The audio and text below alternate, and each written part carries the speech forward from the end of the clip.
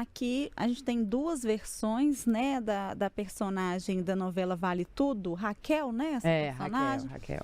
E aí, aqui também dá pra gente pensar sobre a questão a visão que as pessoas têm de um figurino do pobre, do figurino de perfis específicos, né? Então você vê que vem a mesma lógica da estampa, muito estampada e tal. Mas ainda cai nisso, porque o que eu fico pensando assim?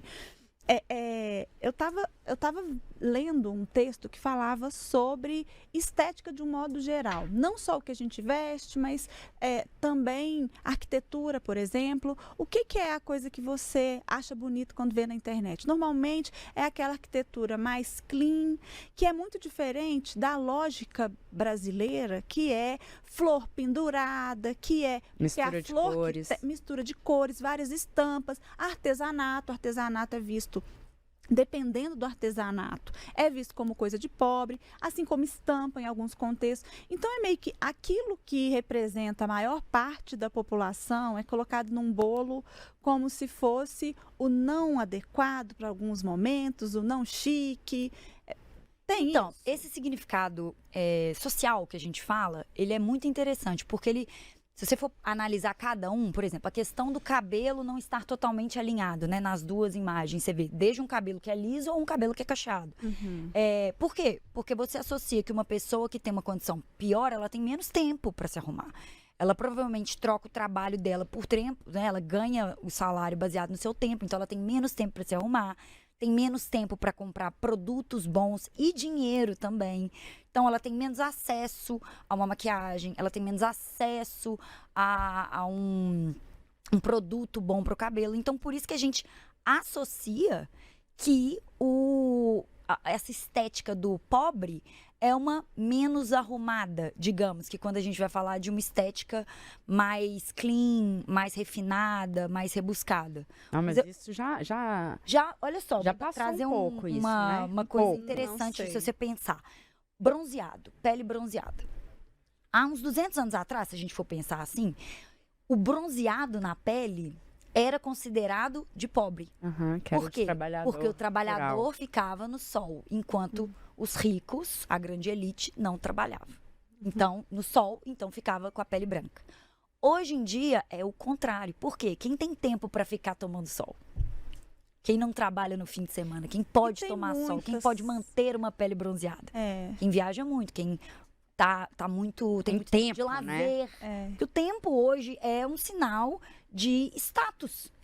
É um sinal. E tem muitas camadas, né? Porque também, se a gente contextualizar também com a questão da escravidão, em um passado muito recente, se aproximar da negritude era se aproximar de pessoas que eram escravizadas, né?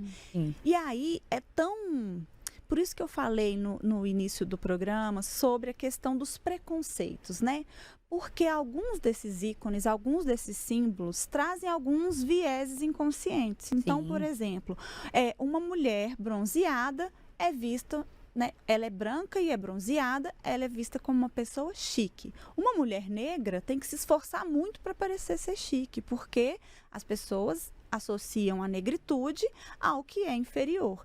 Então, o que eu acho de complexo quando a gente fala dessas questões de estilo, quando a gente fala dessas questões de ícones, é que a roupagem social traz vários preconceitos por trás, né? E é difícil descolar disso, né? Sim. Eu estava vendo um vídeo outro dia, era uma entrevista, um rapaz foi na rua e estava perguntando só para pessoas negras qual luxo que você queria ter, se você pudesse, assim, no geral, tipo.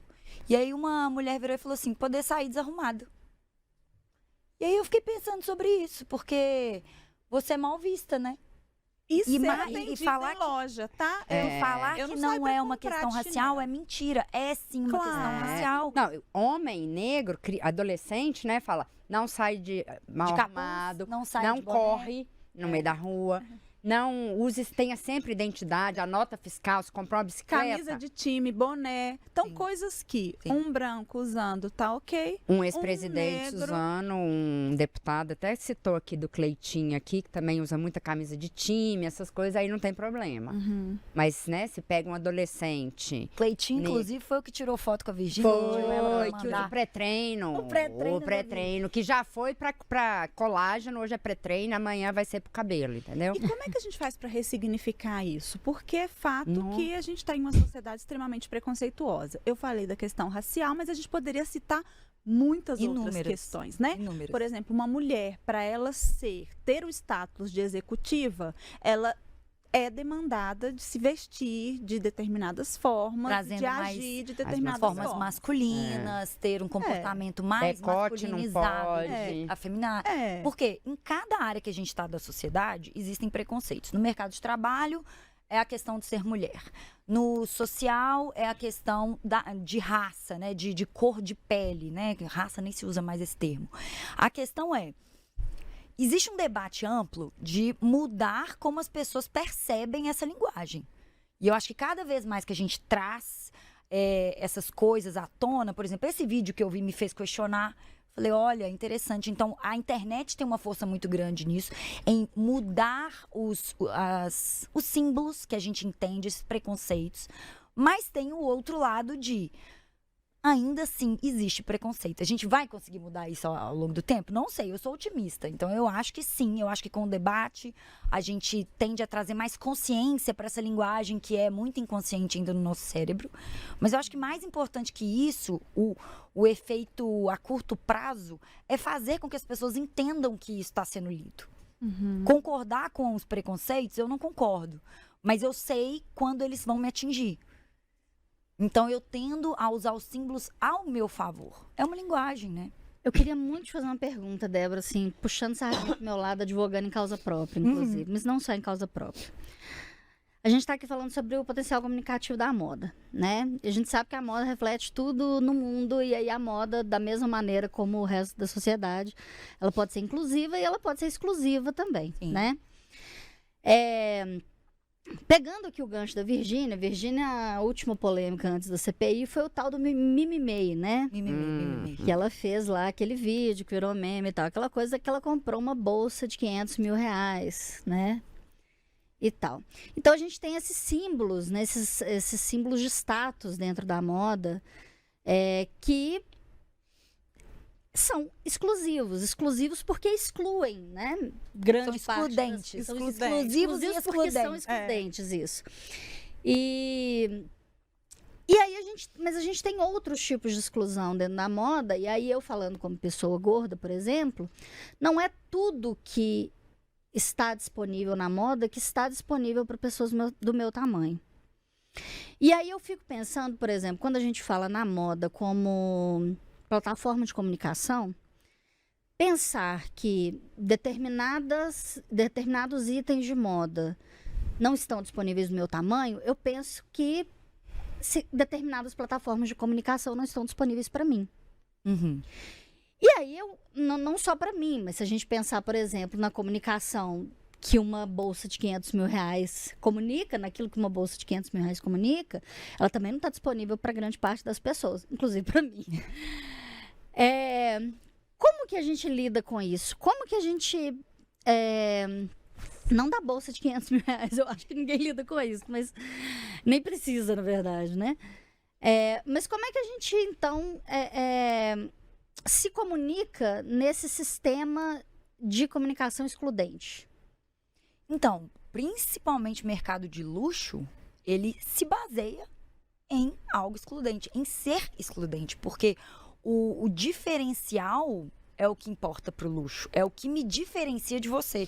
Você ainda trouxe um exemplo muito interessante, né, da época dos reis, que a cor púrpura, ela era extraída de conchonilhas. Para você conseguir 1 metro de tecido, eram milhares de conchonilhas, e por isso era difícil de ter. E a partir do momento que houve outras técnicas de tingimento, a nobreza não quis mais usar. Então nunca foi pela cor, nunca foi porque era mais bonito. Sempre foi porque me diferenciava do plebeu. E por mais que a gente não concorde com isso, não ache isso uma coisa boa, porque sim, passa várias sensações para a pessoa que está sendo excluída daquilo ali, né? O mercado de luxo não vai mudar nesse sentido. E a gente percebe cada vez mais, ele vai dar um jeito de se tornar mais excludente. Vamos pegar um exemplo aí. Tênis da Balenciaga, vocês lembram dessa polêmica? Aquele tênis todo surrado? Eu li alguns artigos que eu achei assim, como que o pessoal do luxo se desdobra para diferenciar. Por quê? Voltando no exemplo da pessoa ou pobre ou negra, ele pode se dar o luxo de sair com tênis surrado?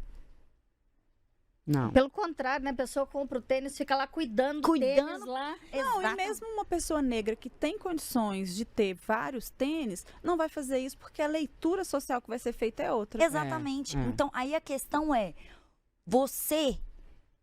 o que a gente não pode usar é exatamente o que o luxo, o mercado de luxo como um todo, eu não tô falando das pessoas, não, eu tô falando de quem tá literalmente arquitetando os lançamentos, desenhando as coleções, eu tô falando do topo dessa cadeia. O que eles vão criar é sempre o que é mais difícil para o outro. Outro exemplo que eu vou dar também. Eles falava-se muito na internet que a roupa da rica era a roupa de alfaiataria. E ficou dessa forma durante muito tempo. É o blazer, é a calça. Era o feito sob medida, né? Era com a sensação do feito sob medida. Eu lembro dessa história, né? Alfaiates, né? Eu fui, a gente fazia, é porque eu sou do tempo, gente, que a gente era costureira. Na minha época, pra gente fazer roupa, a gente ia na costureira, né? Minha avó costurava pra minha tia, então não era uma coisa que, né, não tinha esses... Então ia lá, comprava o tecido e fazia as roupas. Hoje tem gente que não sabe nem que máquina de costura existe, né? Acha que a roupa nasce Pronta ali, né?